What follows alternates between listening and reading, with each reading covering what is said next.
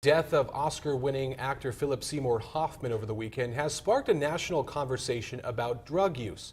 Heroin continues to be a drug that's easy to get and one of the cheapest. One Bakersfield man says he beat his battle with heroin addiction, but not before he almost lost it all.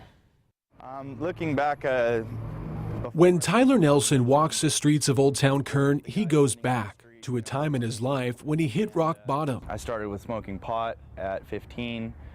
Quickly moved to harder drugs like cocaine and ecstasy and acid, and by the time I was 25 years old, I had experimented with every single drug on the earth, including heroin, an addiction he says formed after a motorcycle accident when his doctor prescribed him pain pills. He became hooked, and in search of a stronger high, like most addicts, he went to the streets to score drugs. Out here, what is it like? Out in the world, it's hard to get sober because there's not a lot of support. Support many say could have saved Philip Seymour Hoffman, the Oscar-winning actor who was found dead of an apparent heroin overdose. Philip Seymour Hoffman had stopped using drugs and alcohol for many, many years, but he relapsed.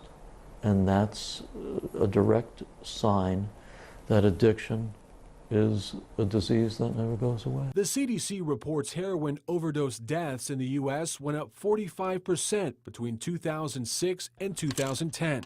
A similar trend substance abuse experts say is also happening in Kern County. One big reason for the rise in use, the nationwide crackdown on prescription pill abuse. Those drugs are now harder to get and more expensive than heroin. And they're not able to continue to afford that. So then the cheaper option, which you wouldn't think, but the cheaper option then is illicit drugs and going out and scoring heroin on the streets. According to the Drug Enforcement Agency, one pill on the streets can cost upwards of $80, while a bag of heroin is only $10. And the highs from prescription drugs and heroin can be similar and all too easy to find here in Bakersfield.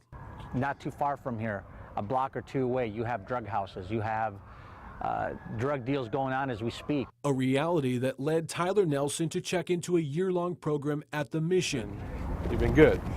I have, man. I have no desire to use or smoke. A place where he was able to beat his addiction and gain spiritual wholeness. Still, he remains vigilant to his sobriety, knowing one mistake could send him back to a dangerous lifestyle. It could happen to any of us at any time. We could have 20+ years of sobriety and we make that one bad decision and it could cost us our life. And substance abuse experts say we are experiencing an epidemic of heroin use, something officials haven't seen since the 1970s. As for Tyler, he will graduate from the Mission's program in March. He hopes to work there as an intern and show other addicts there is hope.